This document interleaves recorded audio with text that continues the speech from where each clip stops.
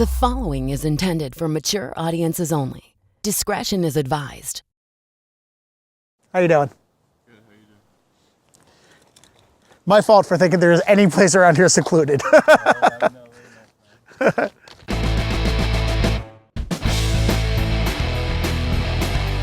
So welcome to LA. This is gonna be a long update. I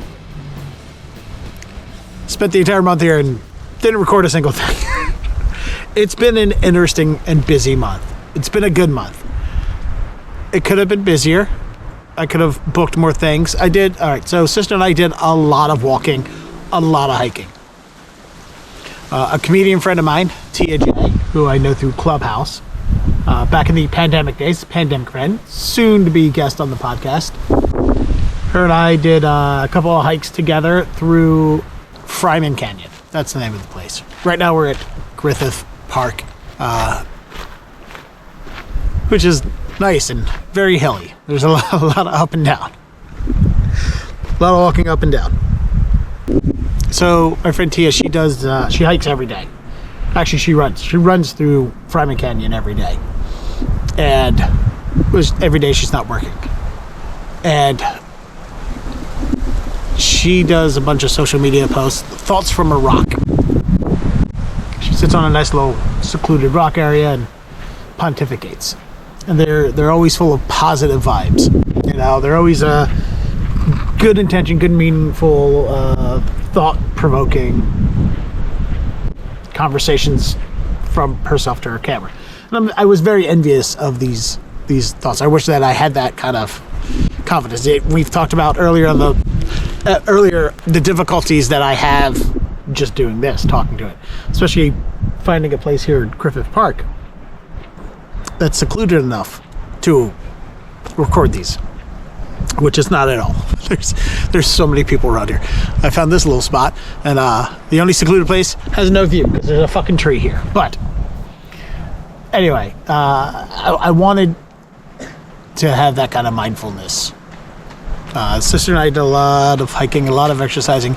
There's a dog park, 2 miles from the Airbnb that we're staying at, and we went there almost every other day, so sister can go see other dogs, hang out with them. Right, sister? Come here. Did you have fun with the other doggies at the park?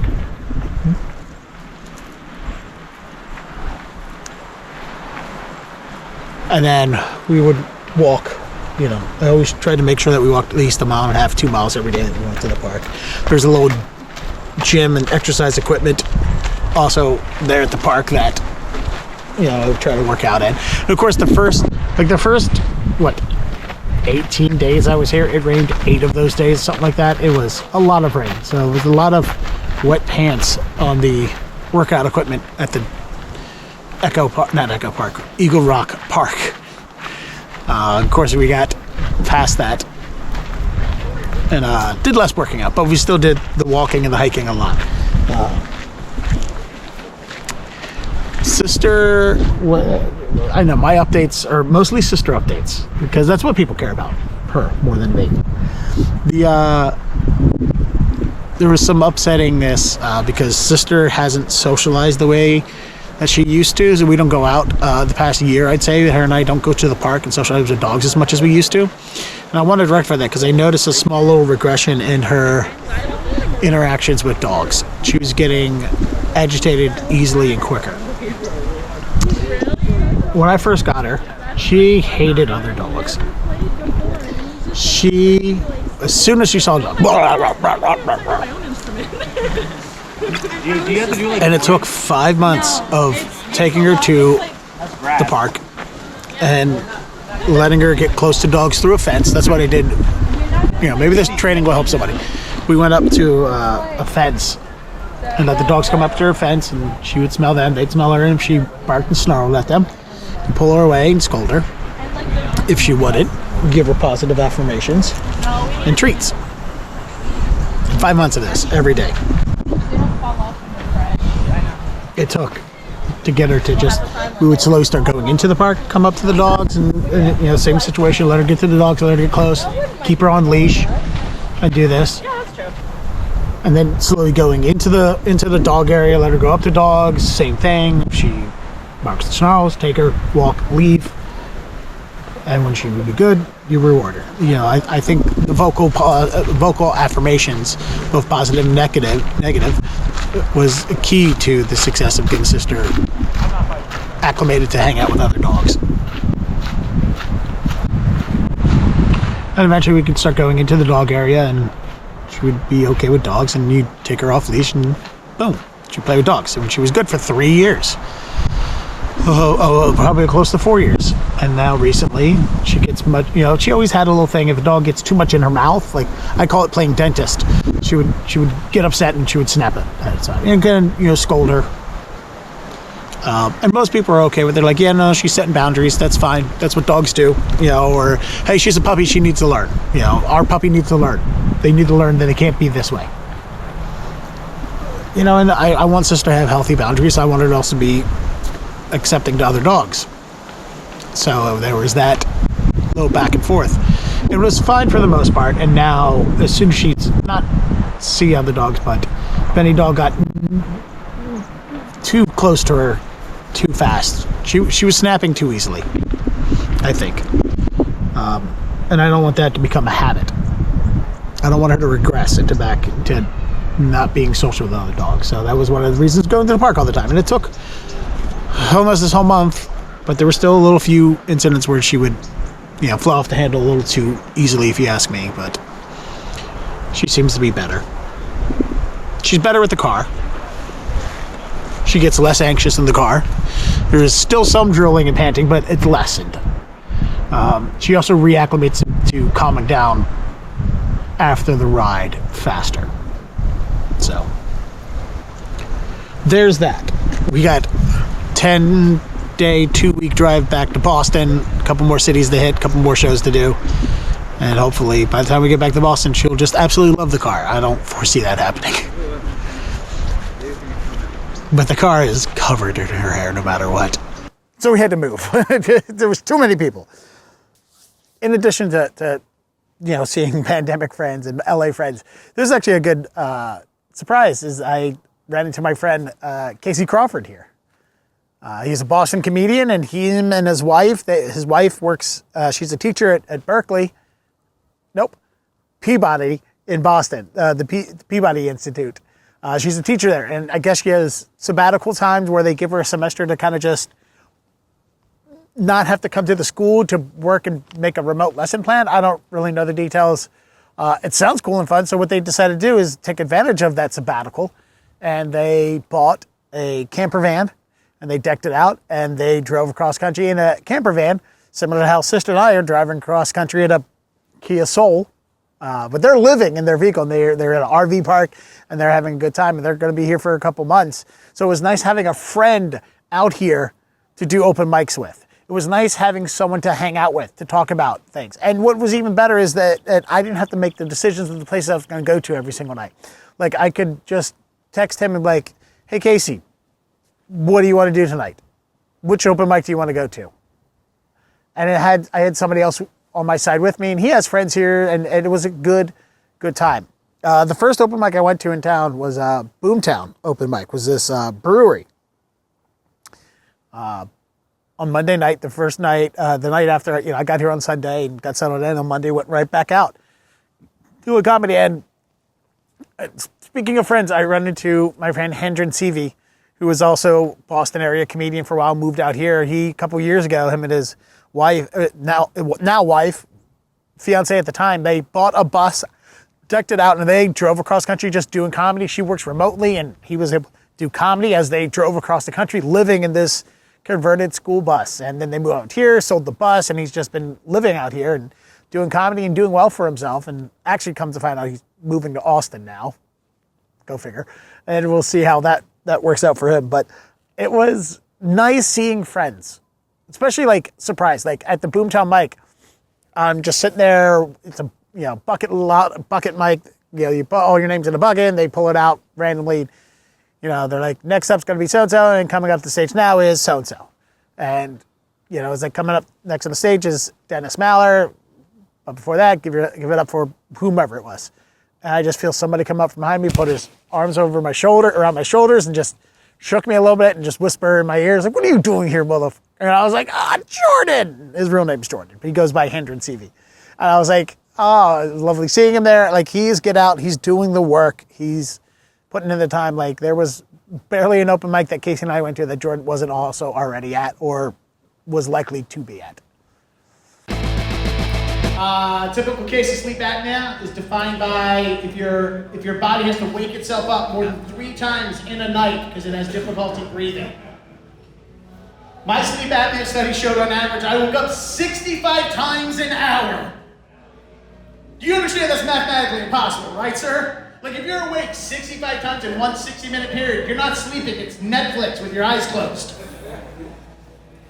I did cure my sleep apnea, though. The way I cured my sleep apnea is that I lost 80 pounds. Then I gained back 20, so I didn't cure it as much as I put sleep apnea on pause, if you know what I'm saying. But I did lose 80 pounds, and I lost a bunch of weight, and I cured sleep apnea. By the way, you know what the best part of losing 80 pounds is? Is I no longer snore at my desk at work, so. So it was fun having friends in town. It was nice having somebody on your side to give you information, to tell you what to do and where to go and what to avoid. Because the open mic scene here is, it's different here. It's different. Compared to all the other open mics that you've heard me complain about, there's at least women at these. I don't think there was a single open mic that had at least a woman at. So, but there's women out here who want to do comedy. Go figure. But you really got to look out because there's some open mics that just aren't worth your time. There's a website called Slotted that has become very prevalent in the comedy open mic world, but very much more here. Basically, a lot of places use this to sign up ahead of time. You go to slotted.com/whatever the name is, whatever the URL is, and you sign up. And there's a couple of clubs that just do like hourly open mics. Every hour is a new open mic, and they only take X amount of people. You get X amount of time. You pay X amount of money, and it's just a room full of those comedians. You're supposed to support each other. And there are a couple of places that do that style of open mics here. And while I think it might be a good, safe place to start learning how to be a comedian, how to do open mics and meet other comedians and figure out where to go, I don't know if it's particularly productive for me. You know, again, I don't need to go on stage and learn how to talk in front of people. I don't need to learn how to pull the mic out of the mic stand and move it to the side and get comfortable talking stage. I have all that. I got stage presence. I got stage presence for days. I have comfortability on stage. Got that in spades. What I need to know if my jokes work. And you can't create jokes in a vacuum. Jokes need feedback. They need life. So these open mics, 2 years ago when I was here, I did a bunch of those. A bunch. I did quite a few, more than I really should have. Thinking that, oh, well, this one won't be like the other one. No, they're all the same. They're all the same. You know, just, 5 to 10 comedians sitting around a room, staring at each other. There's really no camaraderie. There's no socializing. And of course, the place doesn't give you the time to socialize and make it because, let's say that you get, 5 people. That's 10 people at 5 minutes apiece. It's 50 minutes. Every hour is a new group of 10 people coming in. So when do you get to socialize with them? In the 10 minutes before they don't even give you that 10 minutes to kick you out before they start letting the other comedians in to set up the next open mic. Stand on the street and talk to each other? No. I'm not to say that no one ever talks or socializes, but it's, I think, better, finding a place in public. But again, a lot of these public mics, at bars and restaurants and breweries, a lot of breweries. Comedy is in breweries now. Breweries love comedy. Comedy loves breweries.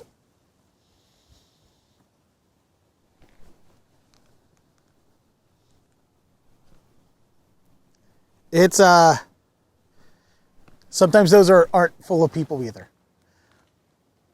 So, but yeah, Casey and I, got around doing the open mics together. And since he has the van and his van, hogs a lot more gas, and his wife is in the van, I offered a lot to pick him up. He was taking public transit, and it took him, bless his heart, like it took him sometimes 2 hours to get certain open mics and shows. And I'm like, bro, just let me drive you. You're 20 minutes from where I'm staying. It's not a big deal to give you a ride, pick you up and take you places and, drop you off at the van on the way back. Which, by the way, this is how him and I met. So Jordan comes up to me and sneaks up on me and he's like, hey, what's up? He's got a gig at this place called Accidental Chaos, which is like a misfits only club. Bless the heart of the people that this Accidental Chaos, because it's an ironic name because none of that chaos is accidental. It's a crazy place. It's a small little performance practice space in a building of other rooms and stuff.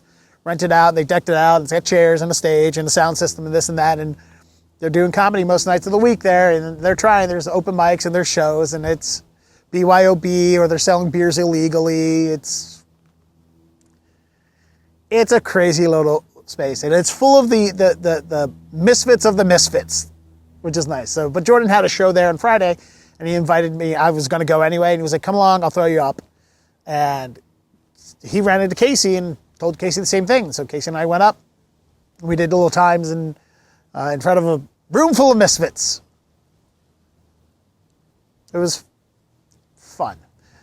It reminded me of the days of my 20s when we were in bands and I was managing punk bands and we were hanging out at the Electric Church, the Dirt Church as we called it, which was a band performance space in Highlandtown in Baltimore City. It was just full of decadence and dirt, disgustingness. And HR, the lead singer of Bad Brains, was living there too. So, sometimes you got to hang out with a punk rock legend. There was definitely some insanity to Accidental Chaos, but I enjoyed it a little bit. Will I enjoy it every day, kind of? No. Enjoy it every once in a while, that craziness. By the way, we can all admit an Ice-T impression is the least racist black man impression to do, right? Like an Ice-T impression is literally Ice-T and no other black person ever. So I'm talking to the police and you guys are just going, what the fuck is this thing happening? Oh, the police were coming to see me. Because you're just going to find this funny. Oh, it's hilarious. They were coming to see me because they got a call from my former employer because they thought that I was going to come shoot up the building. Now look, I can understand that, all right? I'm not a violent man, I don't own guns, I would never do anything like that, but I do understand that because I do have resting mass shooter face. Like I look like a background actor from American History X. I look like I have a very well-rehearsed alibi for January 6th. If you saw my face in a newspaper, you will know somewhere in that article it will say in his manifesto. And then I went to open mic at the Improv. No, I did go to the Improv. Yes, so there's 3 big clubs in LA. There is the Improv, there is the Comedy Store, and then there is Laugh Factory. Each 3 of them, those are the big 3 clubs. Comedy Store is where comedy was birthed. The Improv was the first comedy club. The improvisation, as it was originally called. Everyone wants to perform on their stages. Everybody wants to get past at these clubs. These clubs are the ones that set the standard for how comedy clubs operate across the country, across the world. So I went to the Improv one. The way they do it is a bucket mic. Again, you throw your name on a piece of paper, throw it in a bucket, randomly gets pulled. It's in front of the booker. All 3 of these clubs do their open mics in front of the booker. Because you want to be seen by the booker. Because you want to get booked there. Not a lot of clubs have, all clubs kind of do bringer shows, perform in front of the club, and they're veiled attempts at just selling chicken wings to 80 of your friends. This one gets a crowd, but I mean, even if it didn't get a crowd, the amount of comedians that come out to it is the crowd in itself, you know. You have 60, 70, 80, 100 comedians throwing their names in a bucket, hoping for their chance at 2 to 3 minutes. 2 to 3 minutes, that's all it is, 2 to 3 minutes.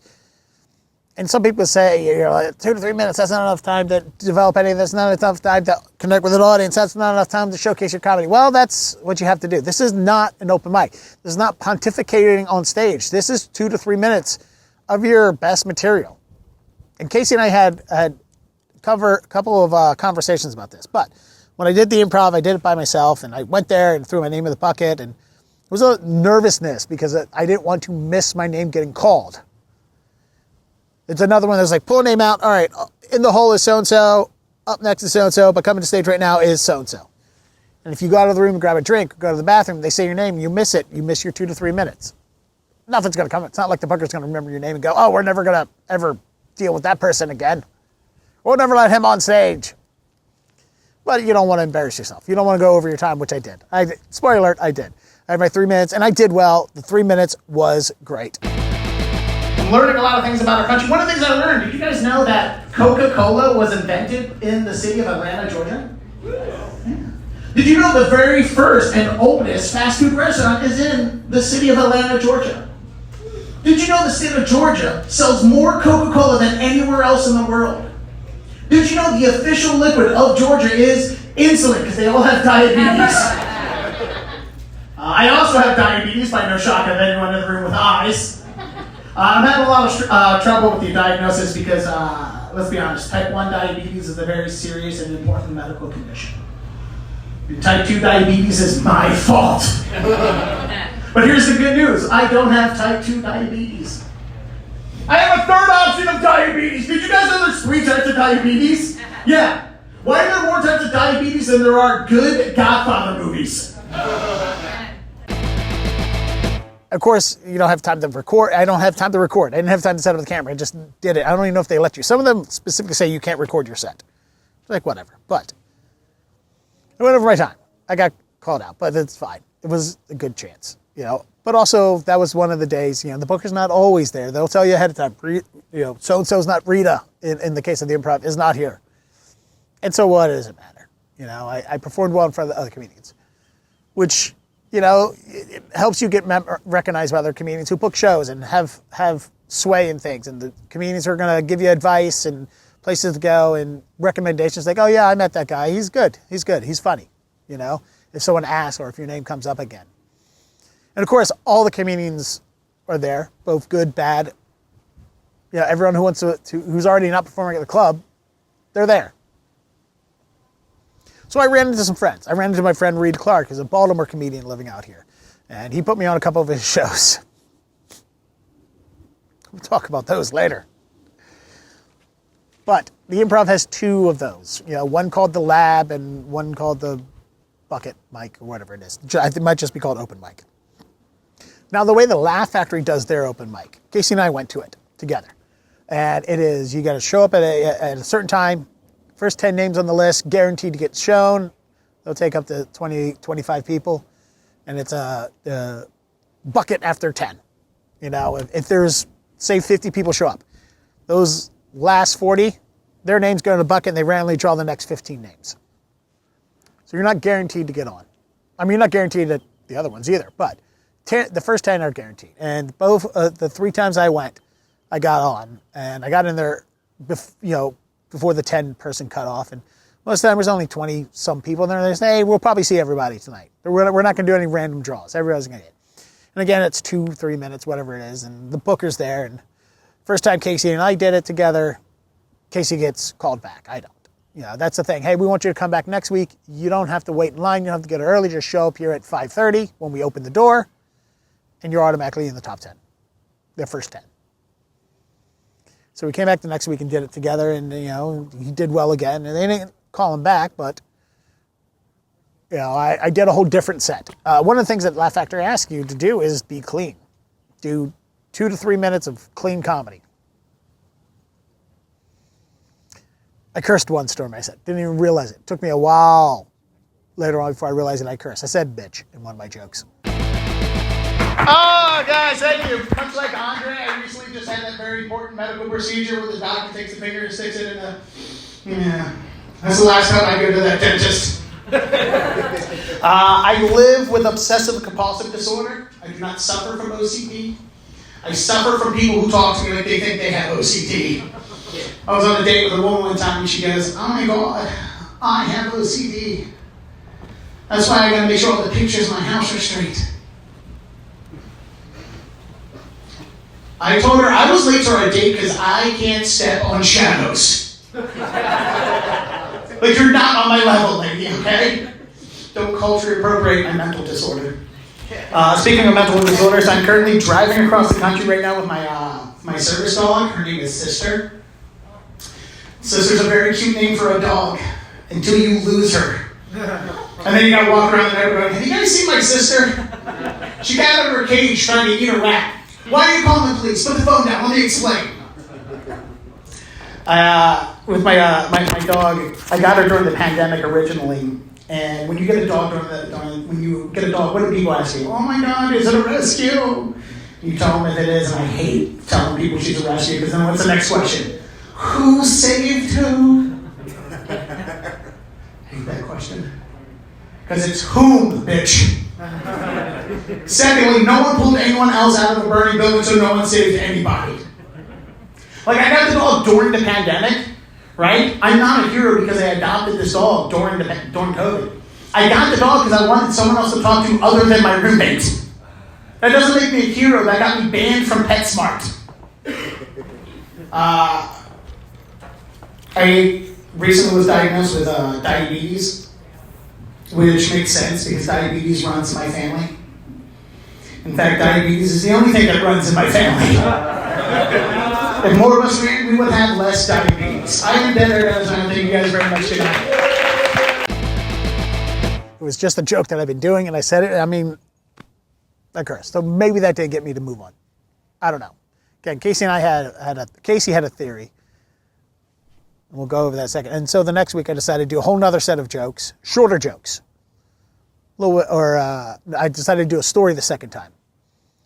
My closer. Hello everybody, give it up for another overly confident, underdressed white guy. Here's a slew of guys dressed like we're here to help you with a couch. It's great. I am a full-time comedian. Thank you for not applauding that, because you all know that means I'm unemployed. Like right now, I'm in the middle of a 3-month comedy tour that's sponsored by the Massachusetts State Unemployment. I like driving around. I love driving around. I love driving my car, listening to music, make some noise. You guys know the song Superstition by Stevie Wonder? Yeah, love that song. I was listening to that song recently. I'm driving the car. I got the windows rolled down. I got the volume cranked up. I'm just screaming at the top of my lungs. I'm singing at the top of my lungs. Sorry, it's weird if I'm just driving down the street going, "Ah!" So I'm singing at the top of my lungs. I come to a red light. The cop car pulls up next to me. He starts rolling down his window, and I was like, "Oh, I'm sorry, officer." And I turned down the volume. And that's when this cop looked at me and went, "You don't know nothing about Stevie Wonder!" This cop then turned on Superstition by Stevie Wonder on his own radio.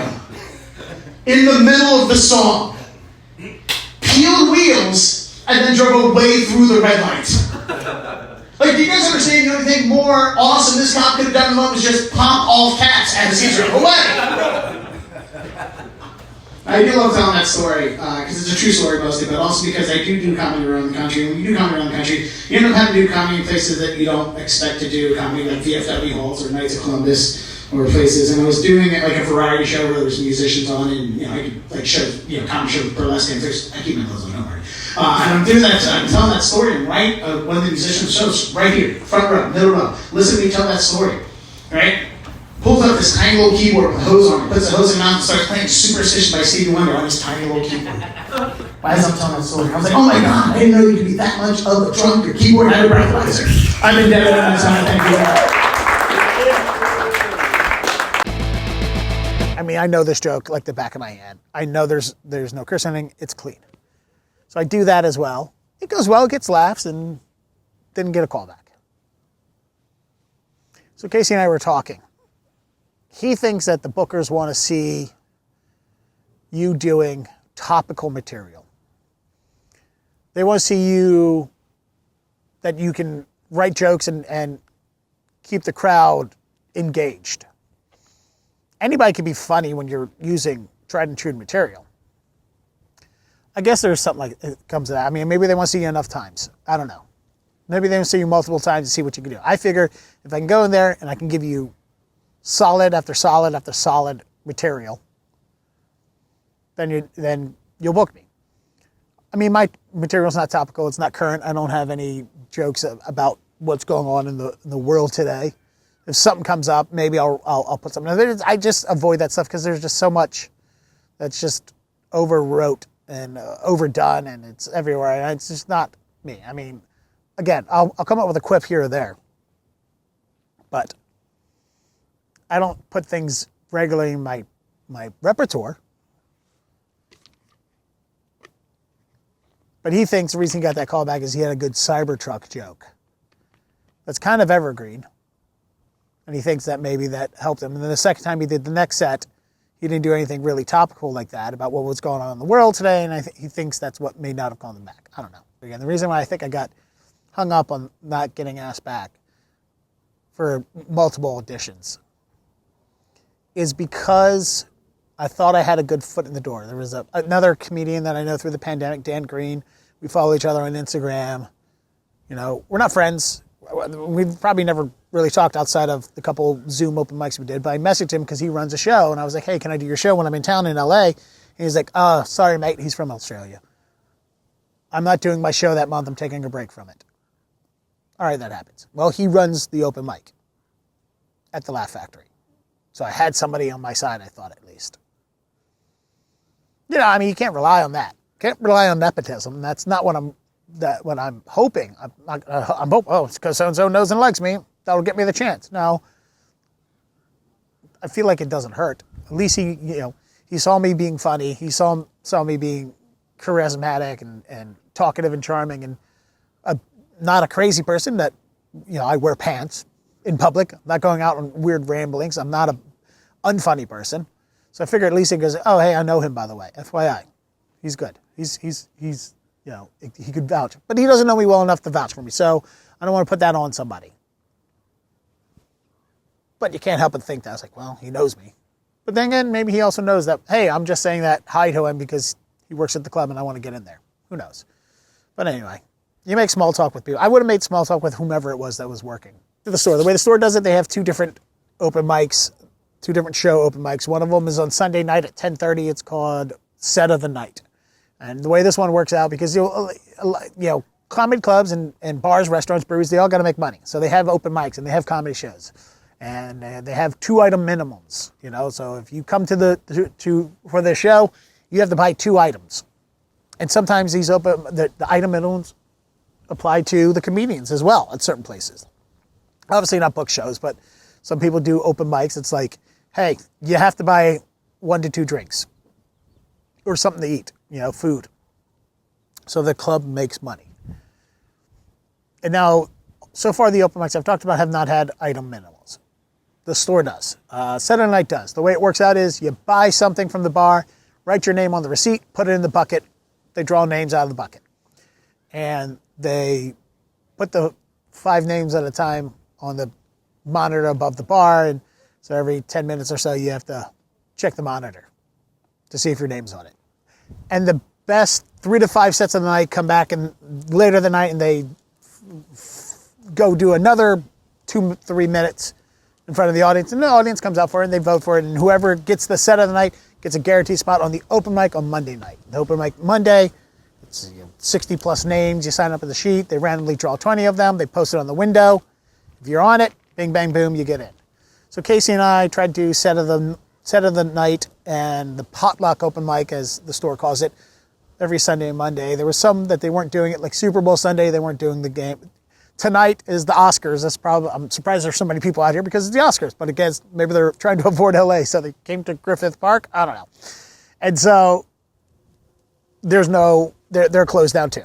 I don't know if all the clubs are closed, but there's nobody's doing comedy at the store tonight because of the Oscars. The Academy Awards are tonight.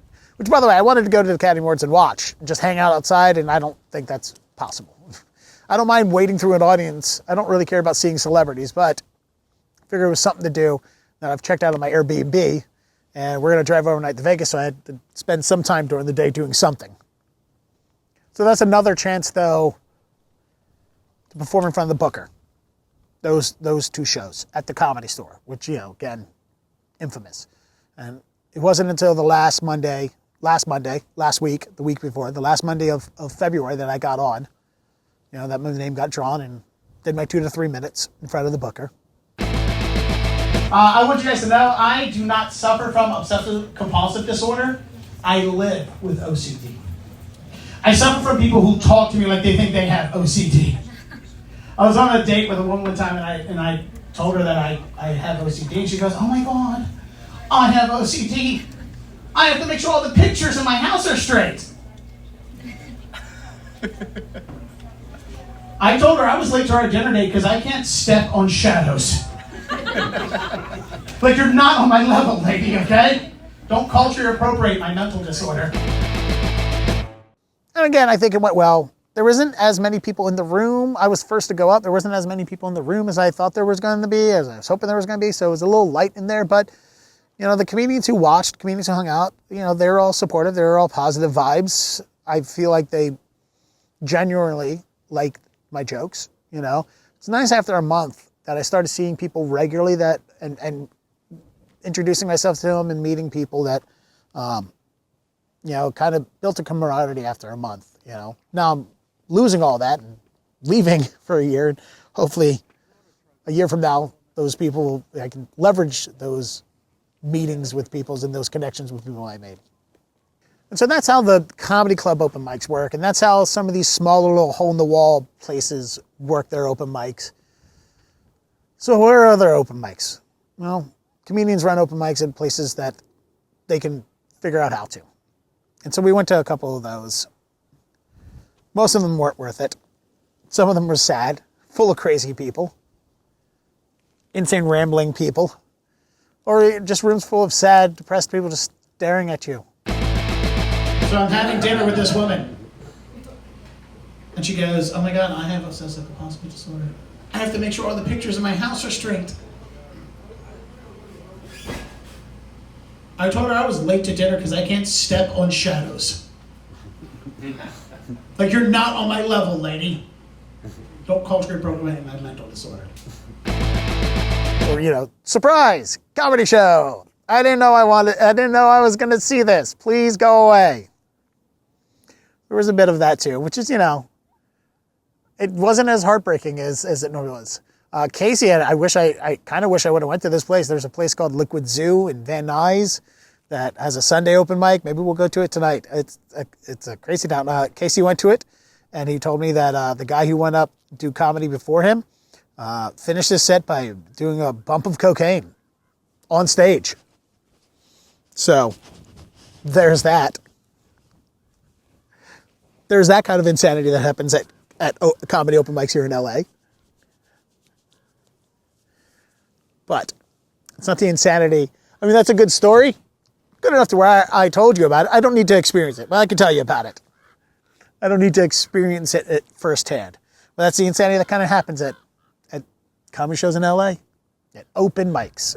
So I've worked some new jokes. I didn't write as much new material during this trip as I thought I was going to.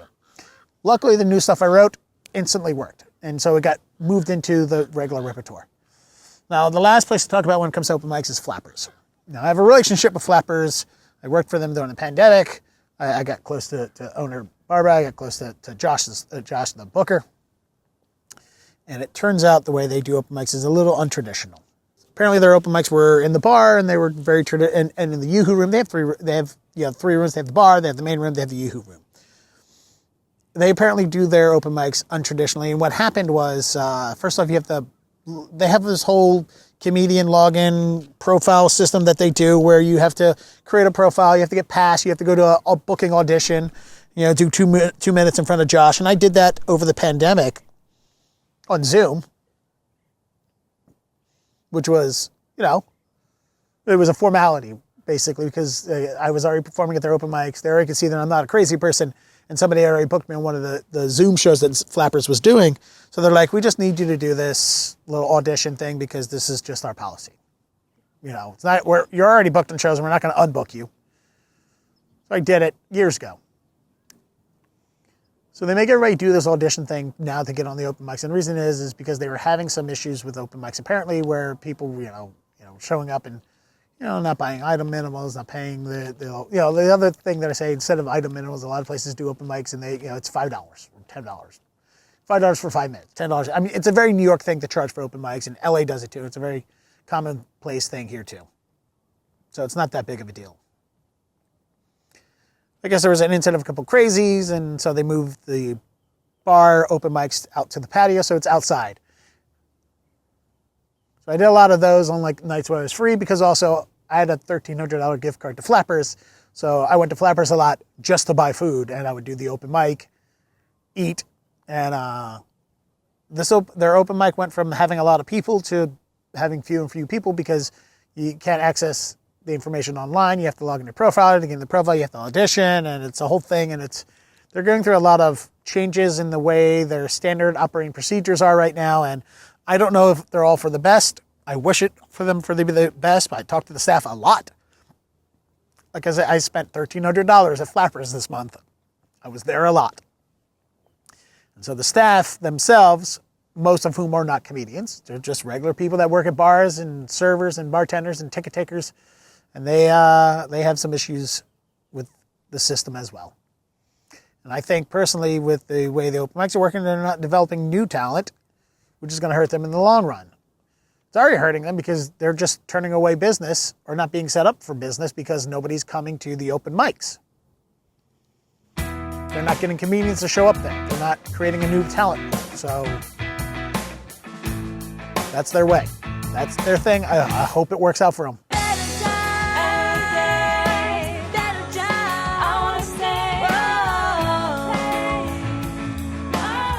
We're getting sick of